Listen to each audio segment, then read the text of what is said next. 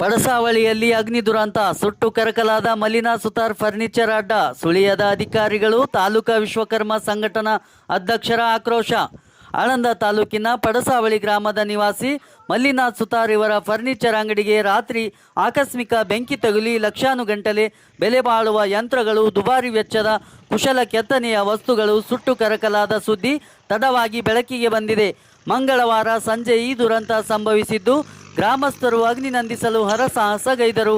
ದಗದಗಿಸುವ ಅಗ್ನಿಯ ಎದರು ಕೈ ಚೆಲ್ಲುವಂತಾಯಿತು. ಅಷ್ಟೊತ್ತಿಗೆ ಸಂಪೂರ್ಣ ಅಂಗಡಿ ಸುಟ್ಟು ಕರಕಲಾಯಿತು. ಸುದ್ದಿ ತಿಳಿದು ದೌಡಾಯಿಸಿದ ತಾಲೂಕು ವಿಶ್ವಕರ್ಮ ಸಂಘಟನಾ ಅಧ್ಯಕ್ಷ ಬಸವರಾಜ್ ವಿಶ್ವಕರ್ಮ, ಹೋರಾಟಗಾರರಾದ ಶ್ರೀಶೈಲ್ ಸುತಾರ್ ಸ್ಥಳಕ್ಕೆ ಭೇಟಿ ನೀಡಿ ಬೆಂಕಿ ತಗುಲಿ 3 ದಿನವಾದರೂ ತಾಲೂಕಿನ ಸಂಬಂಧಪಟ್ಟ ಅಧಿಕಾರಿಗಳು ಬಂದು ಪರಿಶೀಲಿಸದೇ ಇರುವುದಕ್ಕೆ ಆಕ್ರೋಶ ವ್ಯಕ್ತಪಡಿಸಿದರು. ಕುಲಕಸಬನ್ನೇ ನಂಬಿ ಬದುಕು ಕಟ್ಟಿಕೊಂಡಿರುವ ವಿಶ್ವಕರ್ಮರ ಸಹಾಯಕ್ಕೆ ಅಧಿಕಾರಿಗಳು ನೆರವಿಗೆ ಬರಬೇಕು, ಇಲ್ಲವಾದಲ್ಲಿ ನಾವು ಹೋರಾಟಕ್ಕಿಳಿಯಬೇಕಾಗುತ್ತದೆ ಎಂದರು. ಉದ್ಯಮಿದಾರ ಶ್ರೀಶೈಲ್ ಸುತಾರ್ ಕಿಡಿಕಾರಿದರು.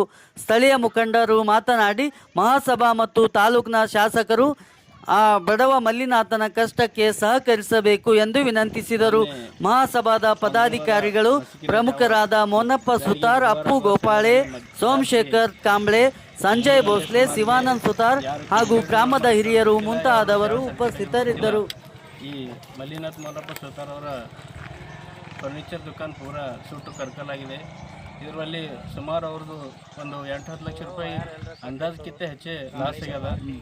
ಅದಕ್ಕೆ ಅವರು ಈ ವೃತ್ತಿ ಮೇಲೆ ಅವರು ಉಪಜೀವನ ನಡೆಸ್ತಾರೆ.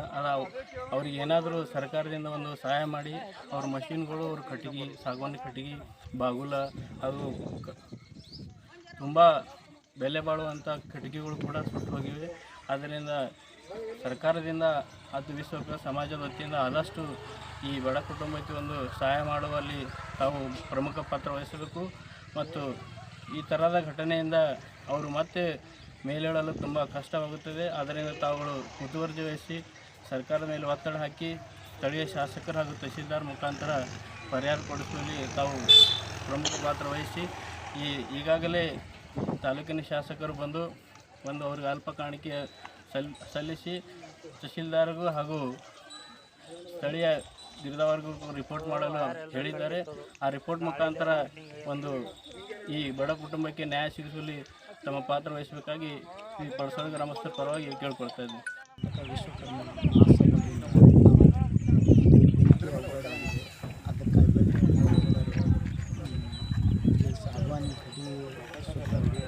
ಅದಕ್ಕೆ ಯಾರೂ ಇಲ್ಲಿ ಸ್ಥಳೀಯ ಅಧಿಕಾರಿಗಳು ಬಂದು ನೋಡಿಲ್ಲ.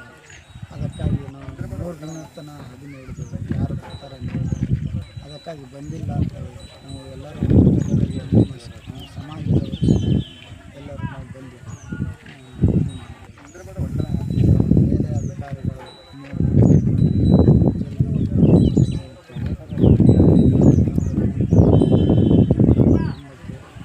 ಸಹಾಯ ಮಾಡಬೇಕು.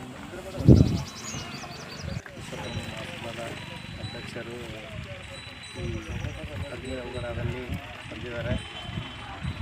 ಅಗ್ನಿ ಅವಘಡ ಮಂಗಳವಾರ ಮಸ್ತಿನಾಗಾದ್ರೂ ಕೂಡ ಯಾರೂ ಸರ್ಕಾರಿ ಅಧಿಕಾರಿಗಳು, ಅಗ್ನಿಶಾಮಕ ದಳದ ರಿಪೋರ್ಟ್ ಕೊಟ್ಟರೂ ಕೂಡ ಯಾರೂ ಇಲ್ಲಿ ಬಂದಿಲ್ಲ. ಸ್ಥಳೀಯ ಶಾಸಕರು ಅಷ್ಟೇ ಬಂದು ರಕ್ಷಣೆ ಮಾಡ್ಕೊಂಡು ಹೋಗ್ಯಾರ. ಯಾಕಂದ್ರೆ ಬಡ ಕುಟುಂಬ ಇದ್ರ ಮೇಲೆ ತಮ್ಮ ಉಪಜೀವನವನ್ನು ನಡೆಸ್ತಾರೆ.